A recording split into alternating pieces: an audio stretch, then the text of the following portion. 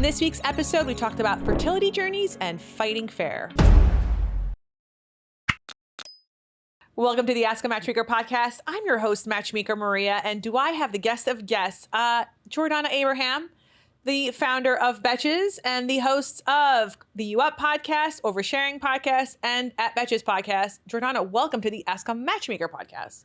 Thank you so much for having me. I'm so excited to be here. I feel like our audiences really like overlap and have a similar sensibility. Oh yeah, let's hope. Right. Let's hope. Also, I just realized this is our first time meeting in person. In person, yeah, How it's crazy. weird is that? I know, you're taller than I thought. You get that a lot? Yes, I Okay. do. I do. But you're like my height, I think. I'm wearing heels. Oh, so. I'm not wearing. I'm flats, right? Okay.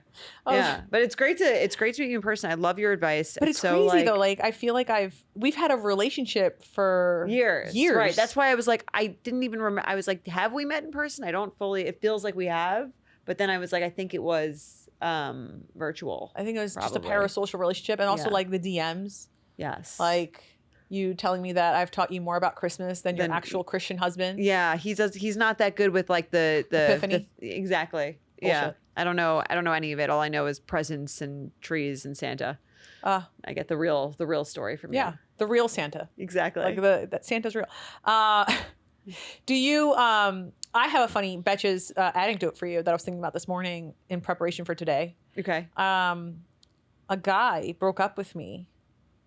Like we were dating briefly because a while ago, very I long assume- time I ago. assume, right? When did Betches begin? 2011. Yeah. Yeah. So I was dating a guy who I guess maybe he knew you or he knew someone on your team. And they were like, oh, my friend, I guess there was like a launch party or something. Something had happened. He's like, I went to this thing. Probably. Huh? Book party, probably. Maybe. Yeah. And he's like, he used the word Betches. And I was like, what is Betches? What did you call me? Right. Right. Right. And yeah, essentially. And he was like, you don't know what the word Betch means? And I was like, no, like I can probably understand it because I'm a millennial. Right. Like I can fill in the blanks, but like, what's your attitude about? That's so funny. And he's like, you're just not as cool as I thought you were. Oh, And I was just wow. like, what is happening? I was like, we're good, You're dude. not as And then cool as I thought you were. That's Yeah. crazy. I was like, I'm gonna go to so work it didn't work now. out. No. Yeah. No, I left. Was it. that so? You It was broke at up his apartment. Did Like, you break up over Betches? Yeah. Wow. I think about that all the time. That's so. I mean, that's a memorable imprint. If Yeah, because I was like, who the fuck is Betches? Like, why? right. did Plus, this that even- was like early. Like it's we also were like 8 a.m.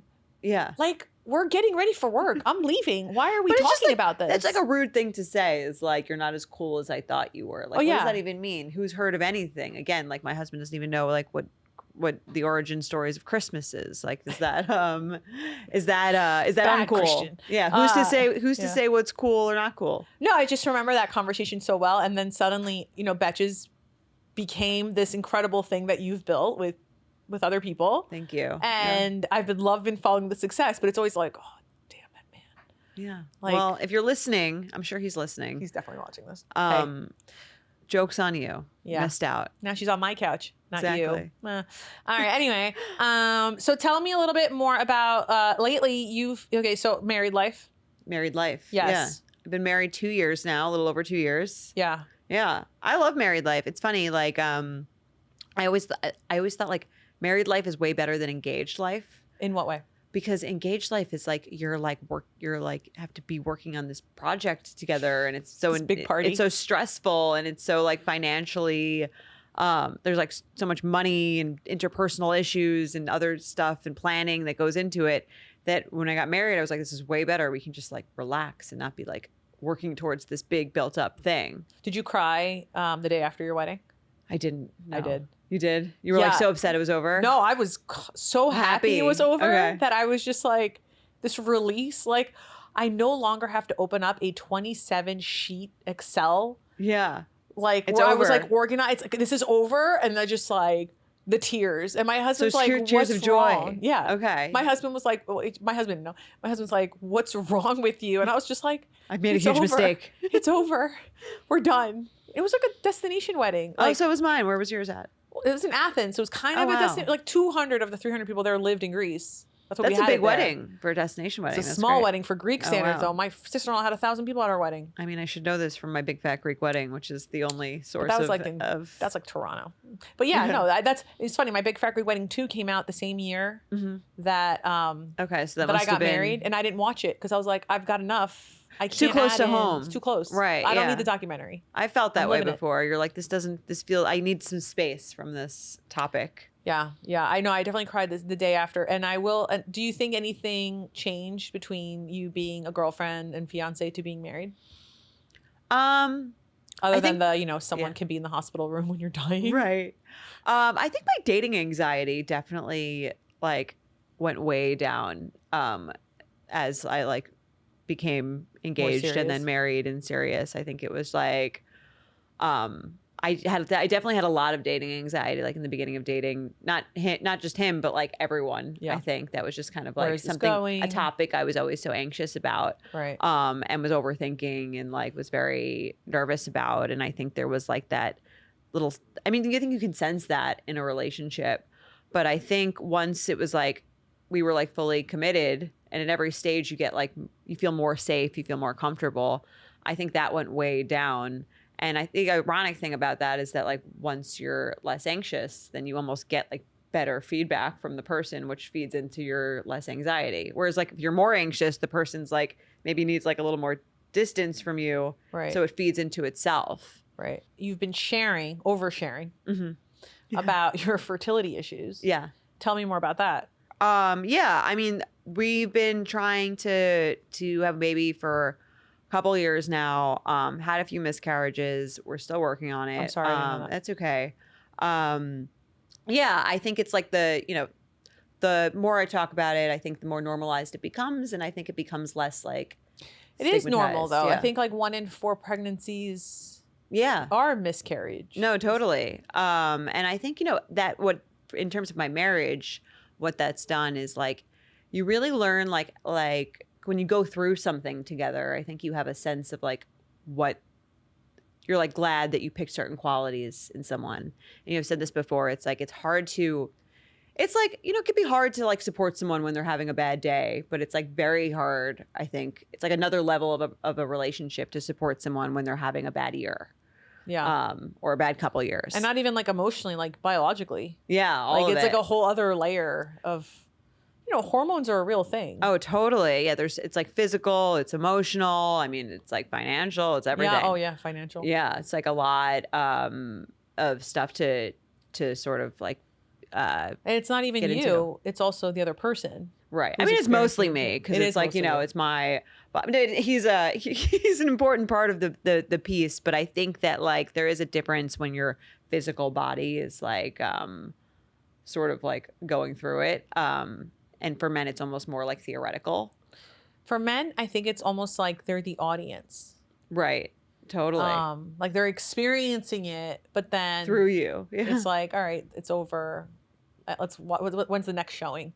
Right. Well, did you Like- feel that way with like when you have kids, like when through your pregnancies and things like that? Did you I will feel tell you like there was- something. I was allergic to my son when I was pregnant with him. Okay. I didn't even know that was like a possibility. like actually? Yeah. What does that even mean? Like When my skin started to stretch, this is whatever I'm about to say.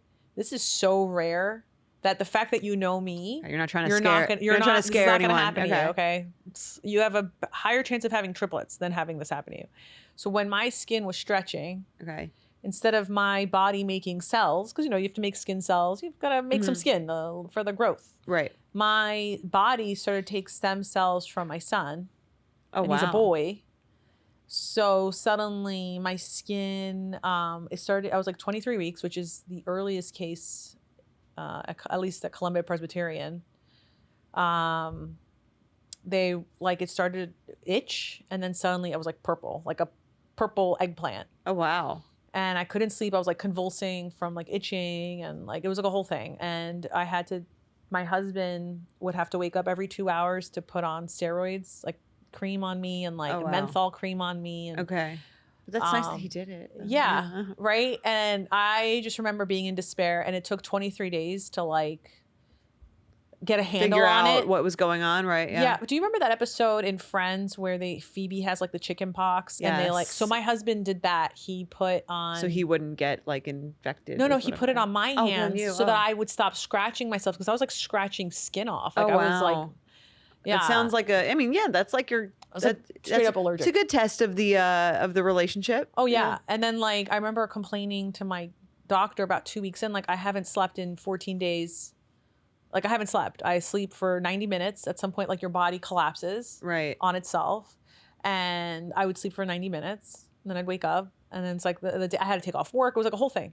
This was just with one of your kids. With one of my kids. Yeah. And didn't happen again. Were you scared it was going to happen? I was terrified. Again? Yeah. Sure. The moment they said it was a girl, I was like, okay. Like that's the only time I was just like, and just tell me. I didn't need I was just like, just tell me on the phone. I don't need. You don't need the big No. reveal. I don't even believe in that stuff. So I'm like, oh, what doesn't matter? Like, just tell me what it is. I don't need the surprises. I don't care. Just okay, whatever. That didn't Just happen move on. with No, because with both. because she's a girl. Yeah, essentially. And it was just very stressful. And I remember there was a time, that one time the doctor gave me like a sleeping pill just so I could sleep. Okay. And I think it was Ambien. Is that a sleeping pill? Yeah.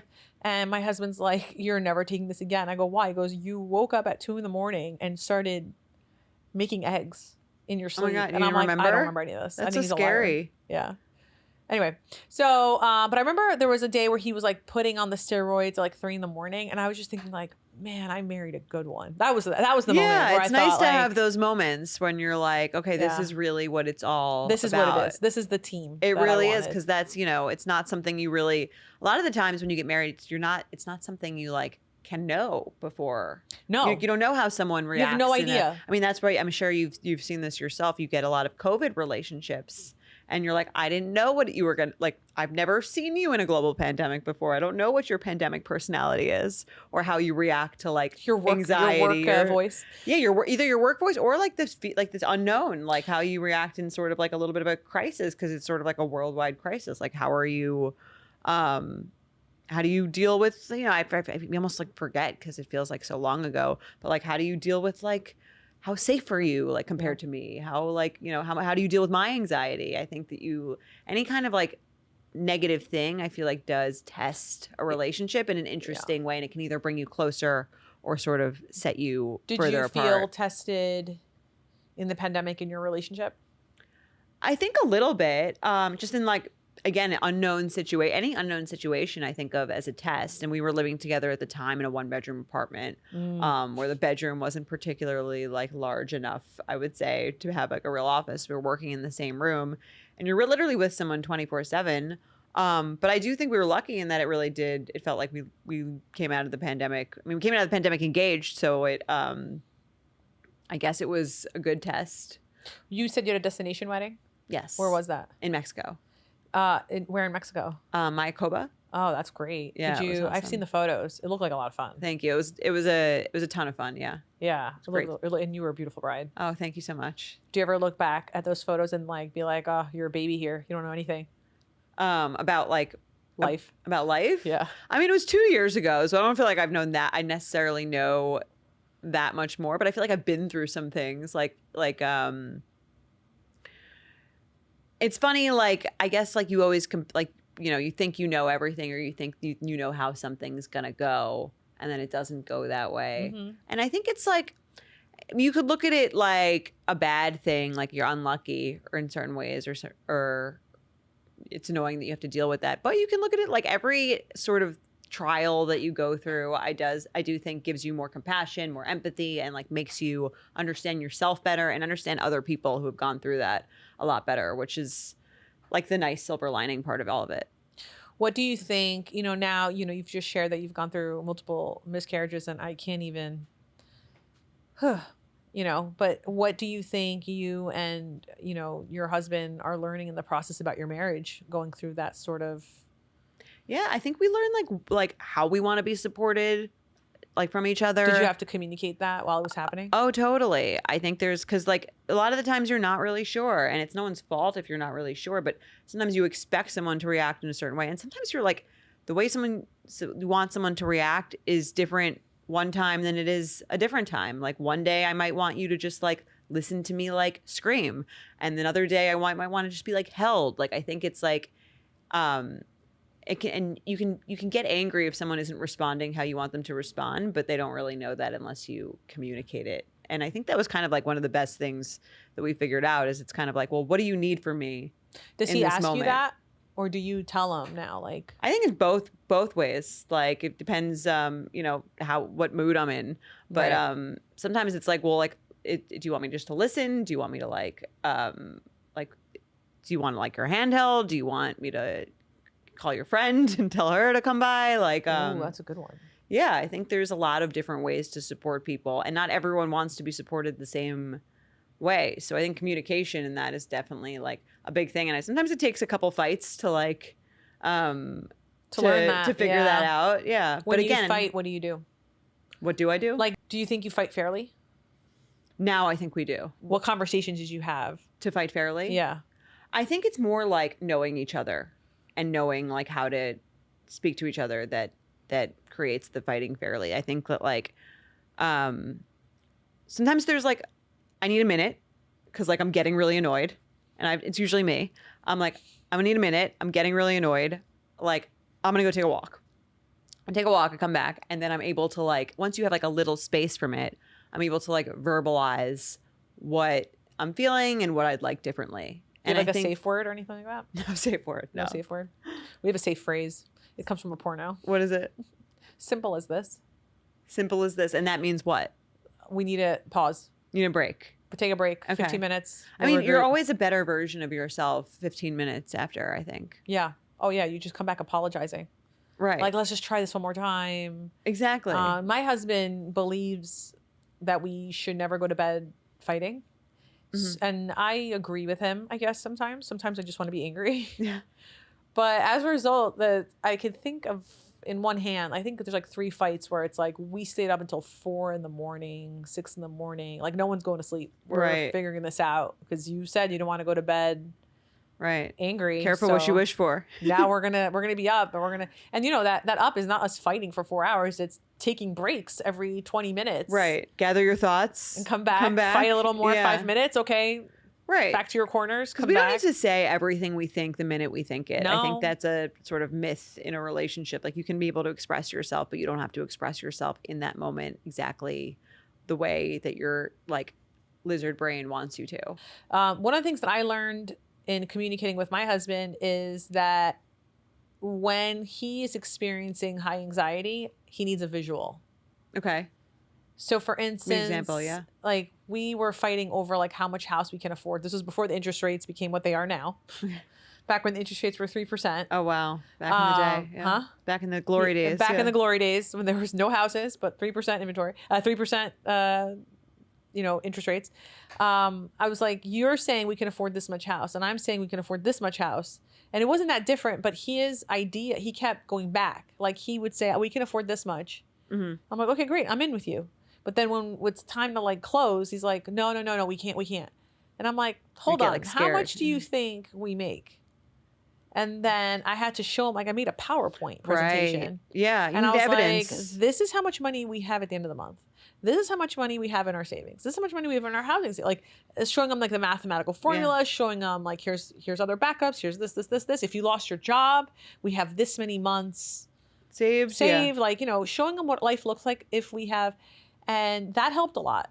I think men like are definitely understand things better that way when it's like You think I think so? they have a very like logical brain, and like that helps them make decisions more than anything theoretical, where I think women are maybe a little bit better at that. Maybe.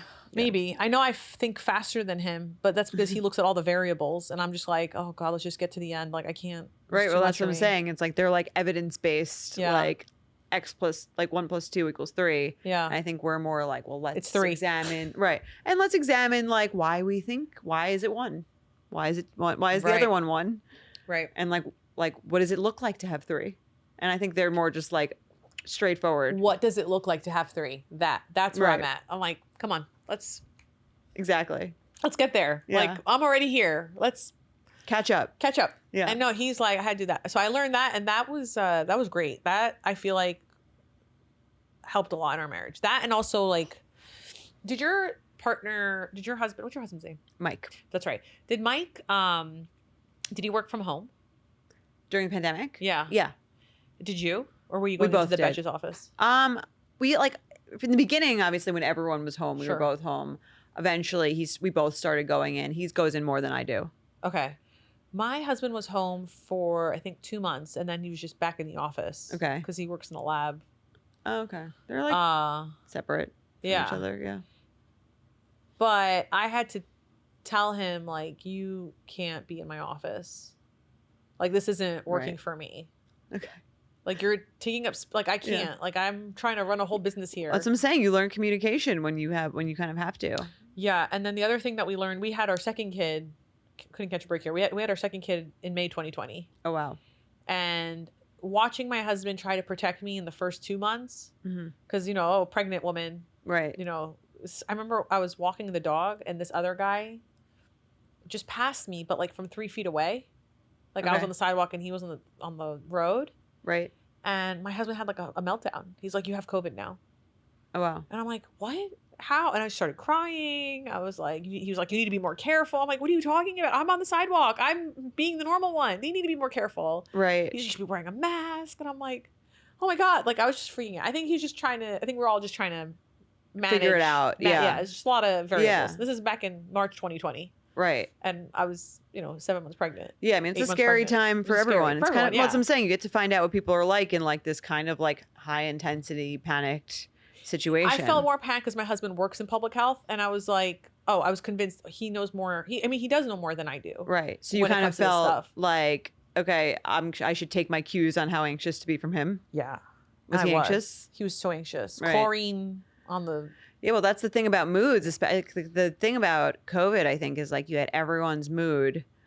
You get and not only because that in any regular household, like someone else's mood, if someone's in a bad mood chronically, like that does affect your relationship, that does affect like your household. But in this situation, the person's in a mood, but they're also living with you in the next room. So it's like that on steroids. It was crazy. And it's because of the social design of relationships had completely shifted and still shifted. But one of the things that we did to like give ourselves some grace, and it took us a couple months to get there, was like, okay, you need an hour break from this, and so do I. So we started scheduling when he was working from home. 90 minutes, you get to leave the house, drive, I don't care, or you get to go into the bedroom. It's your room. Okay. No one's talking to you. The house can burn down. I'm not going to bother you. That's good. I get the same in return. Right. Because that could be like a thing. If you're not comfortable enough with each other, that can be a weird thing to ask for. Totally. You have to be on a comfort level to be able to state your needs. Like that's when you're like truly like have a comfort with each other, when you can just say what you need and not feel judged or not feel scared of offending the person. Like that's when you can really be yourself. Say, this is what I need. It's not about you. It's not personal. Yeah. And that's what we did. And we still do that. It's great. I don't know if it's 90 minutes. I think it's like an hour, but even on the weekends, I'm like, that's your hour. Yeah. I mean, especially when you have kids, I'm sure, because it's like, there's a lot of co-responsibilities there. Yeah. Yeah. And I feel like I have a partner this is a very equitable relationship. Mm-hmm. Like I don't have, like, there's no primary parent. There's no default That's parent. great. I It's think both not of that us. many women say that. You know what though? It's funny. It's like socially, like you have to tell people. Like my kids' daycare, they only had one email, and I was like, "Can you put my husband on the emails too?" Right. Like I want him to get the emails about the Valentine's Day party, not just me, so that we're both like I'll get them. Yeah, and if maybe more people did that, then it would feel like more equal throughout more households. When it's not, because like society is kind of. But you have to like ask for it. Sometimes society is telling men that you're the primary parent too. So like, yeah. And it sounds like you have a relatively unique situation, because most what I hear from my friends with kids is that it's not super even.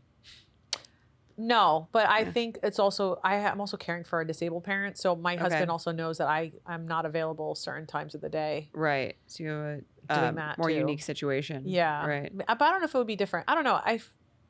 This just depends on every couple's different. But it's like my mom. Mm-hmm. I think about my mom all the time, like how she was like the primary parent, default parent, and everything. And but I also am like, well, did she ask my dad? Right. Yeah, I mean that's what we like circle back what we were just talking about, like communicating what your needs are. Right.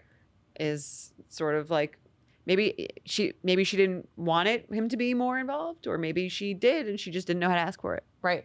And I think that's what it is. It's like some of us don't know how to ask for it, but I don't know. I think it's Right. practice. So tell me a little bit more now, oversharing. When you decided to talk about your fertility journey, I've seen like the episodes, and it sounds like, you're trying to get like a full comprehensive picture for anyone who's also experiencing this. Totally. Because I think you see a lot of, for me, I kind of base most of my content based on like what I see is missing from the content that's already out there, or what I feel like I would like from the internet, or from, media that I'm consuming and that I can't get anywhere. So for me, it was like the only things that I had seen on Instagram or online or anywhere were really like success stories. People, they announce, sometimes like you see like you always see the birth announcements. Sometimes they write when they have the baby, like what it like took, but it's always like a very high level summary, and it makes it sound like you see the highlight easy. reel. Yeah. Yeah, exactly. Or even if they say the struggles, it seems like a pretty like straightforward thing that they've gotten. So I wanted like the full story. I wanted like when did you even think about starting kids? Take me on like the full journey, because that's usually like to me, the beauty is in like the details of these things. And I think the more details you get, the more clear it is that it's not so it's not so linear, or it's not so, there's like so many ups and downs when it comes to this kind of thing, and like successes and failures. It's really an emotional roller coaster. But also just like the different ways that people become parents and have families. And there's so many other like non-traditional ways that people become parents that aren't really talked about or seen that much, which is why I love Baby Steps. We have gay single dads, we have single moms, we have people who would use surrogates, had multiple IVF retrieval failures, transfer failures, people secondary infertility. Like there's just like, what's secondary infertility? Secondary infertility is when you had your first child, like I guess it relatively easily, and then like you're having trouble conceiving a second child. Got it. Yeah. Wow. I didn't know there's a separate name for that. Yeah, I guess because like that's its own thing, because it's like you don't necessarily expect that because you had your first kid, and like it's, I think it's probably a different mental game to go through, right? From not having any versus like having one and wanting to grow your family. Do you how is Mike supportive of this? Oh, he's the best. You're putting out you're talking about your personal life, right? Yeah, and I mean that's like, one of the greatest things about our partnership is like he's so secure and so like cool, and I would say proud of me for everything that I do in that space. And if there's ever anything that I feel like is personal, or that he might, I ran this podcast idea by him. I would never like expose stuff about, even if I'm talking about a fight we have, right? I'll always say like, I was thinking, and it's always like after we've sort of resolved it or put it together, and I'll be like, do you think like, I think this would be a good episode to talk about what happened there. Are you okay with it? And he usually is. Very rarely is he like, no, don't tell anyone that. That's our personal business. Do you get emails from people now who are listening to Baby Steps? Oh, yeah. That's the best part, is people who feel like that this helped them feel not alone, or this helped them articulate what they were feeling about the whole experience, or this helped them like learn more, honestly, about different methods to fertility, or different things that worked for different people, or just made them feel like they could be a single mom on their own if they wanted to. Yeah. And that was normalized. I think there's just like, there's so much around this traditional path that people feel like if that's why it can feel like it can feel like a little embarrassing, I think, for a lot of people when you can't have kids, because it's like, I can't do the thing that everyone else is doing. I'm like failing. And I think the more you see about other people in pop culture, in real life, on the internet, of those stories, the more it becomes like, okay, this is a part of life that a lot of people go through. And they're just not talking about it. Exactly. But you're giving that platform to talk about it. Yeah, that's what I'm trying. That's another thing that I'm trying to do. And also just for myself, I like hearing other people's stories. Like when I went through my first miscarriage, I didn't have any friends who had one before. So that felt like especially like isolating and lonely. And then my therapist had recommended that I DM like a couple people that on Instagram that had either like were public about it, or that I heard through a friend had it. And I'm not really like a big reacher outer. I'm kind of like introverted. I don't really like to do that. But I did that, and I heard these stories of like their full stories, and I just felt like a lot better. I just felt like, okay, like it's not just me. I feel less like lonely. So that's what I wanted to do for like more people. I love that. So one of the things that I've always admired about you is the variety of content that you have at Betches. So you obviously have oversharing with baby steps as part of that. Yes. You have You Up, and now it's following Jared's dating journey. Yes. And now you have American Fever Dream. Yes, American Fever Dream. We just launched. We're so excited about it. It's hosted by Amanda Duberman, who runs our news and politics vertical, and V, who's the they run Under the Desk News.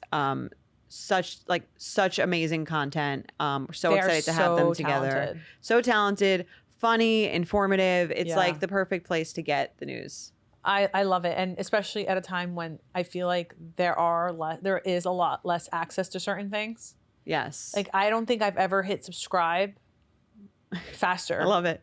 I was just like, I saw the the little reel that you put up, and I was like, subscribe. Yeah.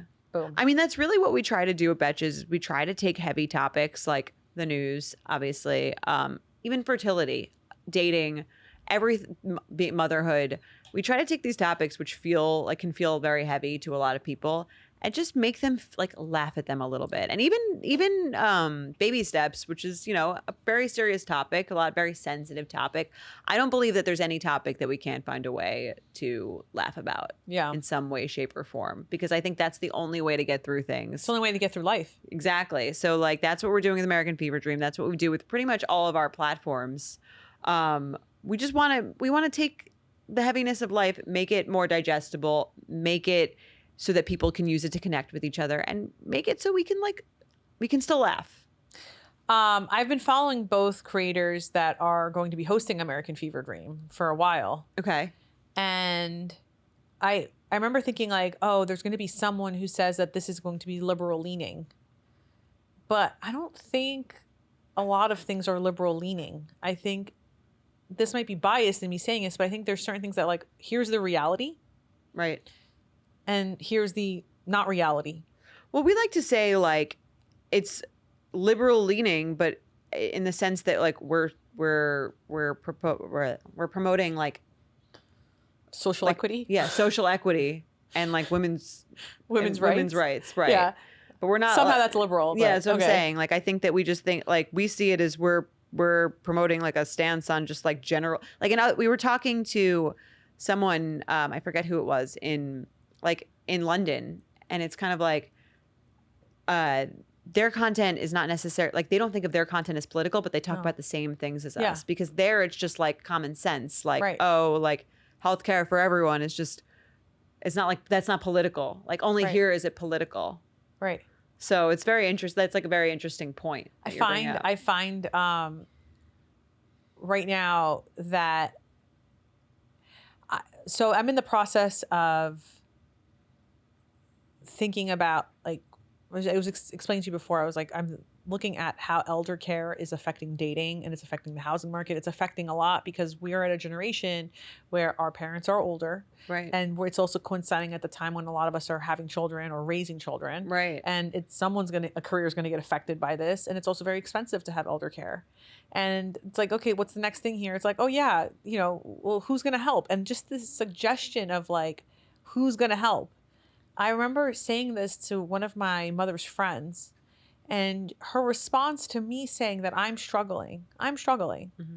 was, well, maybe your parents should have planned better for this. Oh, wow. And I was like, I don't think my parents thought that it would cost $8,000 to $12,000 a month in a facility. Right. I mean, you'd like to be taken care of. You'd like to believe that you live in a society where like, people don't have to worry about that. Or like where that's not a huge drain on all of your resources. And it was like crazy because when I went to ask for help, like I just needed help. Like help me just figure out this. Help me. How do I don't know how to take my mom to dialysis every other day. Right. I don't know how to do that. Yeah. I still had not, now I do, but it's been 3 years. But like, there's no resources. Like there's no like there's no like societal. Do you know what was suggested to me? They're like, well, get her on Medicaid. I go, how do I get her on Medicaid? Well, you got to bankrupt her and also sign the house over to the government or whatever. Right. So that when both parents die, they have that. And I'm like, what? That's how people get Medicaid? Yeah. Like That's I'm crazy. not doing that. I didn't even know that, but there's so many things. So now that I'm are just like uncovering. that, Now yeah. I'm ready to bring in more guests. This might become a new tangent to this podcast, to be honest. We'll but have to like, have the American Fever Dream crew on here too. it's a lot. And I think Yeah. that's what I'm saying. Yes. And also, but that's what I'm saying is like, you see this situation where it's like, why isn't anybody talking about this? Mm-hmm. How come? I don't know. I feel like there's not a lot of support, and you have podcasts like yours where, especially, I can't wait to hear American Fever Dream, but also even Baby Steps. It's like, look, this is what our generation is experiencing. Oh, totally. And I mean, if you talk about like money and resources and things like that, there's a huge gap in like in equity in terms of fertility treatments and who gets access to them. And you know, IVF is something that's off limits to so many people. I feel like very lucky that that's something that I can afford. My husband has great insurance, but like it's the kind of thing, like exactly like you said, that we're just talking about the emotions of it. There's so much that goes into it financially that Right. But even like, if you look even at You Up, right? If you look at your titles, the episode titles from the last, was it 7 years? How long have you guys had of You Up? 6 years. 6 years. Yeah. Start from the beginning and look at last week's. Look at how much dating has evolved Right. in that 6 year period. Yeah. Just from the titles It's alone. crazy. Forget the content that you're talking about. And like, for instance, ick, the word ick, that didn't exist 6 years ago. No, it's not. Right? Yeah. Like, it used to just be called a turnoff in our day. Yeah. But now people are so quick, and actually a turnoff, it was harder to get. Now I feel like people just throw icks over anything. Right. Because because the idea of it is that it's so petty, I guess. If you ick though all over, you're never going to get into a relationship. Oh, totally. Right? Yeah. And so I think that's what I think, like, I look at it from a perspective of like how this is a struggle. I mean, the icks make sense in the context to me of dating apps, right? Mm-hmm. Because if the next best person is one swipe away, then I can be icked out by anything. Yeah. Like, you're as choosy as your options Right. a lot of the times. Right. And so, you know, I think we've come a long way from being in a village and there's like 5 single guys in the village and like you're one of 5 single girls and you probably had a similar can't be that lifestyle icked, and right. moral compass. Yeah. And you can't be that icked out because like there's an endless array of people that are there. So you kind of, which is a good thing, I think, because you have to see people for what's important. You have to figure out values that are actually important to you. See, not get hung up on like the tiny superficial things. So where do you see now Betches going after this? Are we going? Are we becoming a network? Like CNN? Like, yeah, I think we're definitely doubling down on our entertainment. We produced Jared's Netflix special I know, so last good. year, which was awesome. I saw it in Greece Yeah, and with like Greek subtitles. we're really, that's so funny. I was like, these jokes. Did they land as well in Greek? I don't. Not the same? My cousins were like, "What does Didn't get it? They don't understand." Like, I think I forget which bit it was, but like that's why. And I'm like, "Oh, it's an American thing." Right, a lot of Jewish humor too. Yeah. That's Yeah. funny. They're like, "Why the popped collars or whatever?" Right, double what does that collar, mean? What does that mean? Yeah. I'm like, it's just America. Like, I'm sorry, we don't have the same fashion as Europe. Excuse me. That's so funny. Yeah, but no, it was really good. It was great, and you produced that. Yeah, we produced that. We're looking to just like bring the Betches signature snark, the Betches ethos, like to so many different touch points in women's lives, so that there's, you know, I think there's already so many places to interact with us, no matter what phase of life you're in. And we like, you know, we just want to bring levity to anything heavy, to anything going on, and just continue making people laugh. I love that. Jordana, on that note, I think this is a really great place to end. I just want to say that it is wonderful having you on, wonderful talking about baby steps. Thank you so much for having me. This was such a great conversation. If you guys want to listen to Baby Steps, it's on the Oversharing podcast feed, so you can look for Oversharing. Also, you can listen to Oversharing. We talk about all sorts of interpersonal dilemmas, not just fertility stuff. We talk about problems with your mother-in-law, problems with your friends, problems with your coworkers. You know, we've got the whole gamut there. And obviously, You Up for dating content. Absolutely. This podcast is a big fan of You Up. Yes, we're a big fan of you. I mean, like, I love that you tell it straight. You're no bullshit. I think. I don't know if you. No, I appreciate you saying that. Yeah, it's been a week. It's refreshing in a world full of vagueness. I Yes. think. Yes. Thank you, Jordana. If you want to follow Jordana, show notes, links to her Instagram and her socials, and oversharing and all that jazz.